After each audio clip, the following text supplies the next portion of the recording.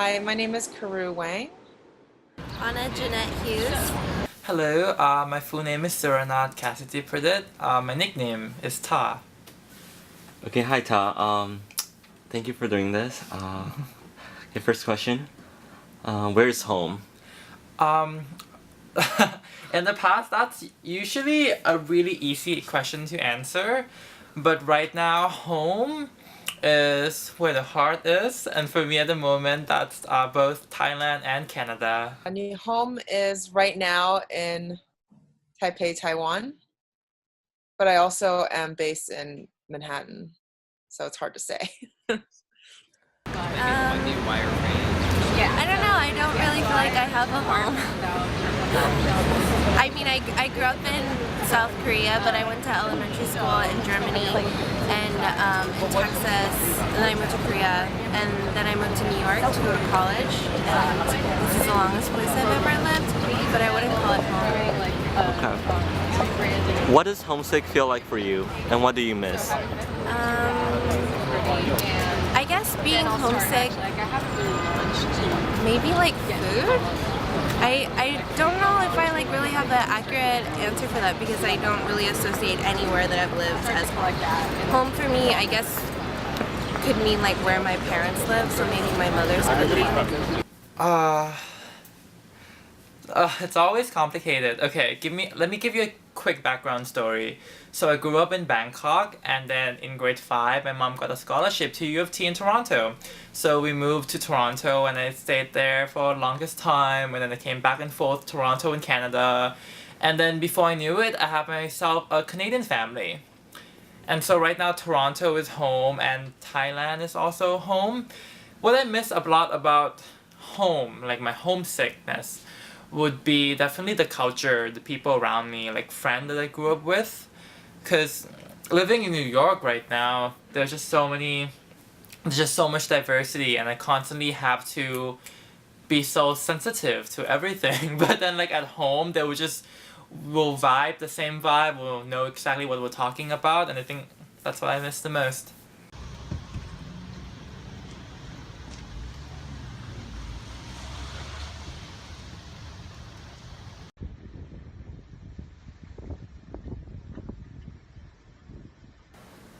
Do you feel like you ever fit in completely in a place? Well, I think because of my ethnicity, I'm half Japanese, half Chinese, and I was raised in Manhattan. So I used to really wish I was someone who fit in, but now I've really embraced being from different cultures. And so when I'm in America, I try to represent being someone from Japan and Taiwan. And when I'm in Taiwan, people find it very fascinating that I'm also half Japanese and that I speak English.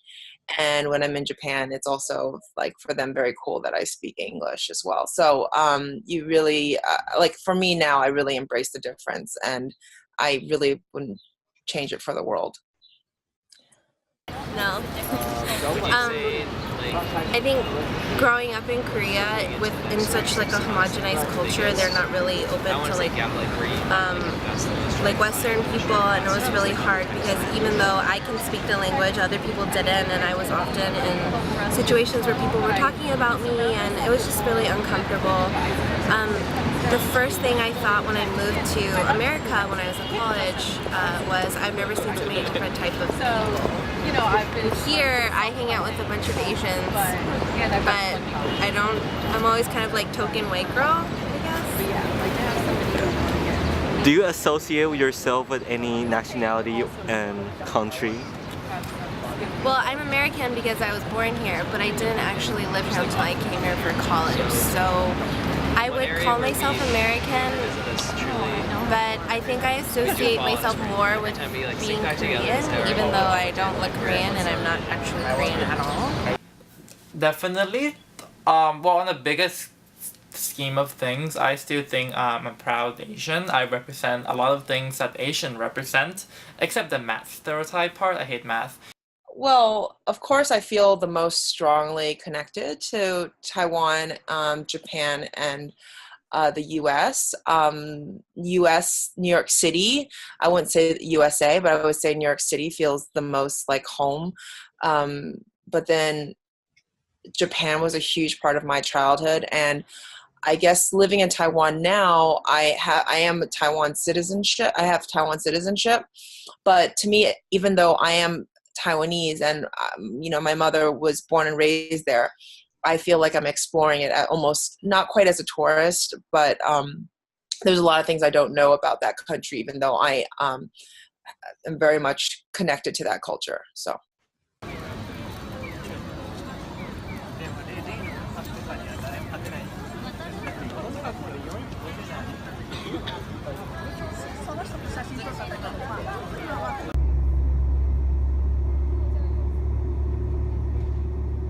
Do your culture values sometimes contradict? Yeah, totally. Matching the skills. I feel sometimes torn because I tend to look at things in a more like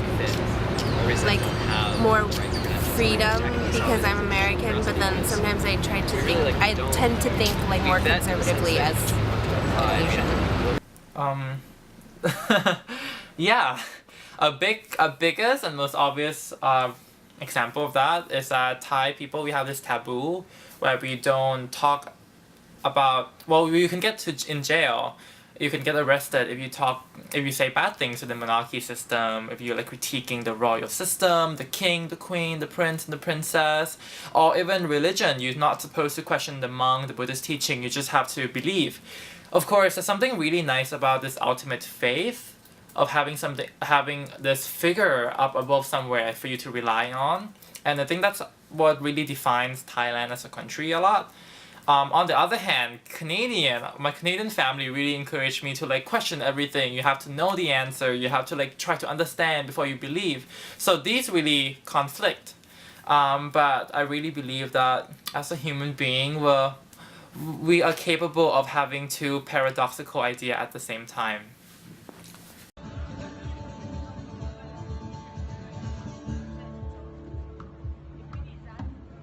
What was it like when you first moved to your second culture? I hated it. When I was in grade 5, I couldn't speak a single word in English. I thought for the longest time that I was gonna be a musician. I wanted to play flute, I wanted to be like a sculptor, so I could like always be with my family at home at our little like Thai home in Bangkok. But then my mom took me away to Toronto and I hated every single second. I was so scared of all like the Western white boy, that they might bully me as like a gay person who couldn't speak English. And to be honest, I wasn't like half wrong, because I was bullied so much, and it wasn't until like maybe like 9 months into that year of grade 5 that I started speaking English and I started having friends. And then before I knew it, when I had to come home, I hated every single thing about Thailand, because I associate it as a culture, as a background, as a reason that I was bullied. I associate Thai culture as something that I was being looked down upon. I associate being gay as something that I've been looked down upon. So I hated being gay. I hated being Asian for the longest time. Not until like maybe like upper schoolers, so that's grade 9, grade 10, that I started to appreciate what I have. It's funny because I always had this impression that I was kind of an outsider being Asian in New York. And I remember, and I think my mother very rightly so said, she said, no, you are the majority. You go and, figure out where you're from. And so I remember going to Japan, and there's this area in Shibuya where there's like a crossroad where, just all these people like, that look like me, like salarymen and, all other, people, black hair, black eyes. And I remember just being shocked at like how many people look like me. And I remember, and I tell people in Asia that, that story, and they always laugh at me. They're like, because they get the opposite kind of reaction when they come to New York and they see it's so diverse. Like for me, diversity was much more the norm.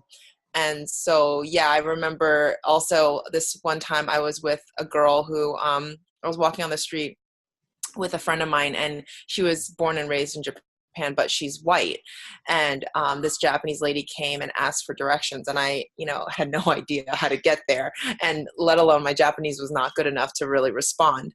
And this like American girl was like, very quickly was able to kind of direct the question to her, and so she answered the question, and I was just there. Even though I look the part, I obviously don't. It was like my first month in Tokyo, so there was a bit of a culture shock there.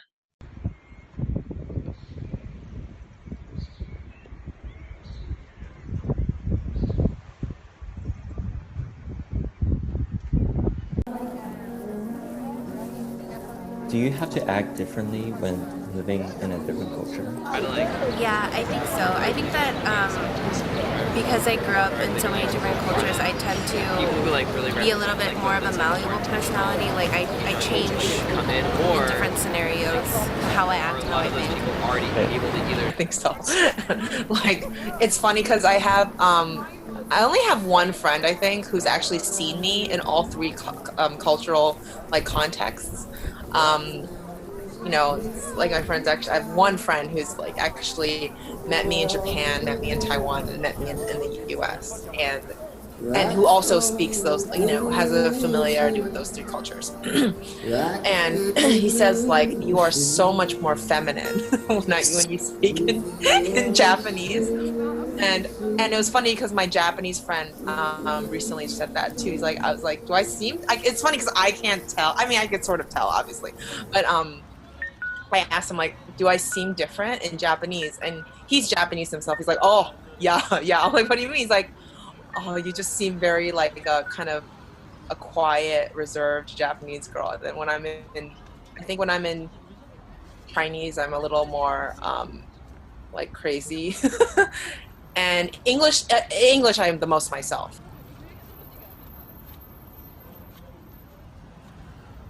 My mom and I, it's so clear that we're different culturally.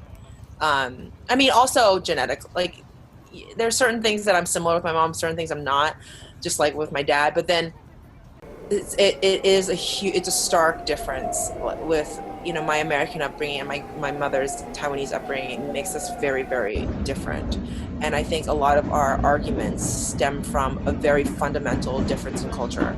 And I actually think that's why my parents couldn't get along either, because many people don't realize that the Japanese and the Chinese culture is also vastly different.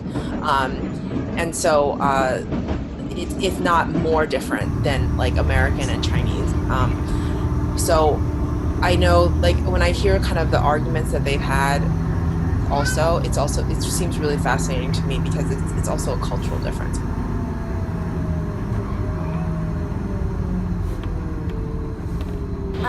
So I went back, like, home, I guess. I went back to Korea for the first time in 4 years in October. And I was looking for a friend, and I went to a club, and there was a sign that said no foreigners, and they wouldn't let me in. And they asked me, like, oh, can you speak Korean? And I responded to them, and I said, yeah, I can speak Korean. What does that have to do with not letting me in? And then they were like, I don't know.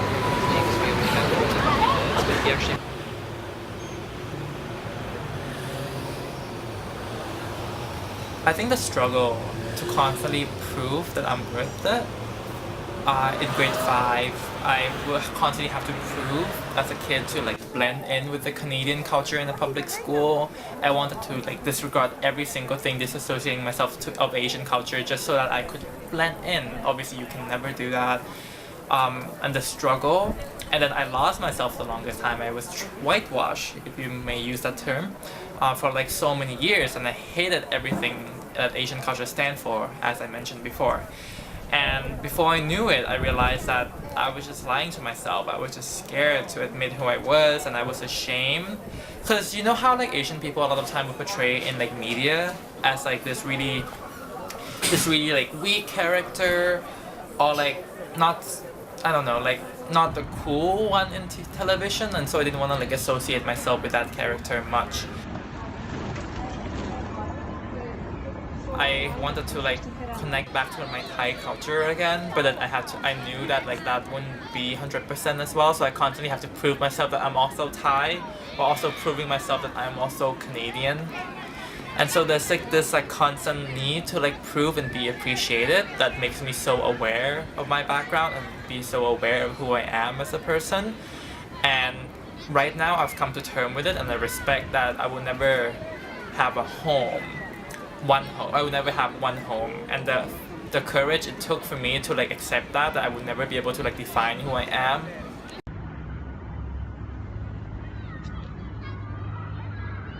I think I have a very adventurous spirit, and I think that comes from leaving the nest at a very young age.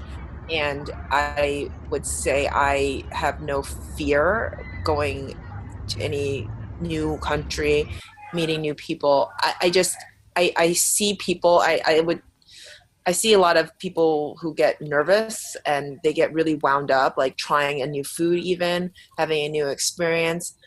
I don't have that.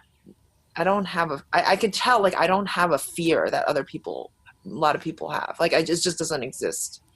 Like, for me, it's so bizarre that people are like, I don't want to try that, or I don't want to do, oh, it's like, I'm going to travel to a new country. Oh, I don't have to prepare this and that. I'm just like, I take a backpack and I go. I don't like, because I get 1, 2, 3. I think the opportunity to travel, like being exposed to so many different cultures at such a young age, kind of broadens your patience with people and opens up your mind to experiencing new things and being more.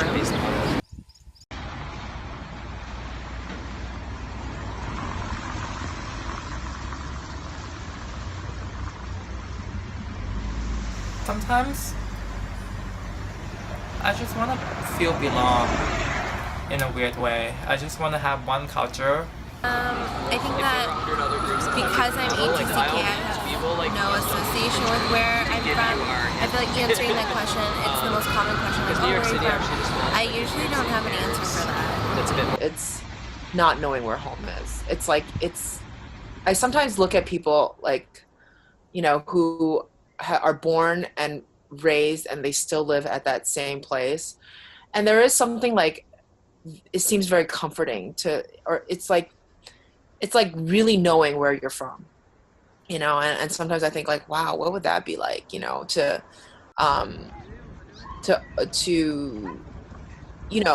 and also know that your future is going to be there too. I think there's also a problem with being a TCK is sometimes there's so many choices and there's so many places to go, and there's so many places you want to explore, and you don't feel complete loyalty to one place, and so as a result, you don't build those roots very deeply. So I think that's the biggest disadvantage is not having a strong base. Yeah.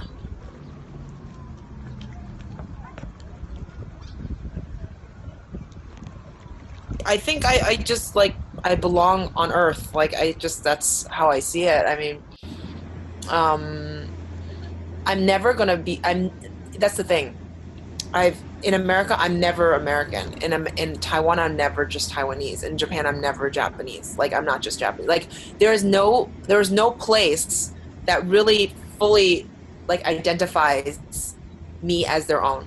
I've never felt it. I've never, I don't know what that's like. That's why it's fascinating to me. Like, oh, like someone who was, say, born in Taiwan, raised in Taiwan, knows that their future is going to be in Taiwan, and they, other Taiwanese identify them as Taiwanese. It's like, to me, that's alien. Like, I have no idea what that is.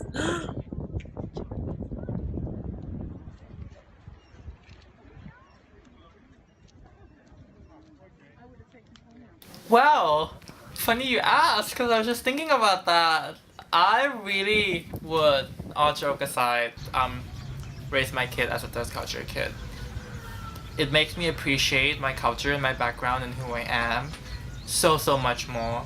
It gave me the comparison edge I need to decide where I want to be in the world and who I want to represent. It gave me the taste of like different kind of thing, and it gave me the options to like really like succeed and really form myself. And so I want my kid to be able to like have those best of both worlds. I'm not expecting my kids to represent all the culture they're seeing, although that will be the case regardless whether they like it or not. But it just opened up so many options, and you realize that like it's just nice because you realize that your history and your culture doesn't define who you are. And I think that's what I really got from being a third culture kid. Really good No, I don't think so. model, and they are a bit pickier, but they tend to be more one-on-one or like very small. I don't think that I would wish that on my children, to feel like they don't have anywhere to associate diverse, but themselves with, or a type of people to associate themselves with.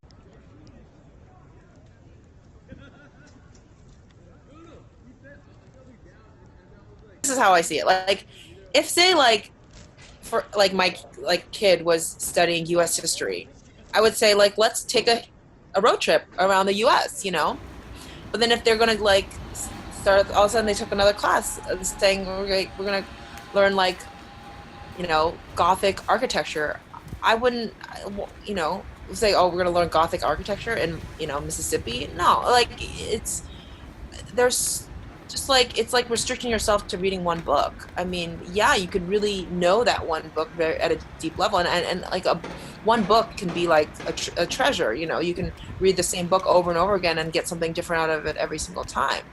And I think that's the difference. Like, just what I think the job of a parent is to expose their kids to as much as they can, so that they can make the choices on their own where they want to go. My job as a parent is to build a very strong foundation for them so that they can really fly. And I think building a strong foundation is to teach them how to be a citizen of the world and to feel comfortable in their own skin, and and to treat others with compassion and kindness. And so and those are all, I think, values that you get from traveling and from exploring the world and knowing different cultures and languages. So and it also just changes the way you think. Like the way you think changes when you are speaking in another language.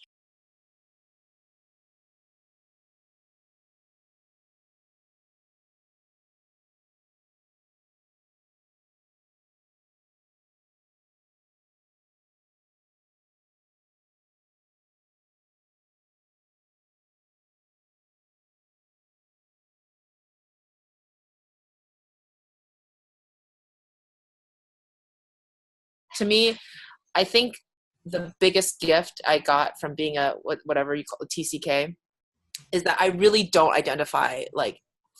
I mean, this is also can be difficult, but I don't feel like I really have one home. Like I feel the entire globe is my home. Like I'm not restricted to a boundary of one place. I want to explore it all. And I don't feel extreme loyalty to one culture over another. I think there's just so much beauty in the differences.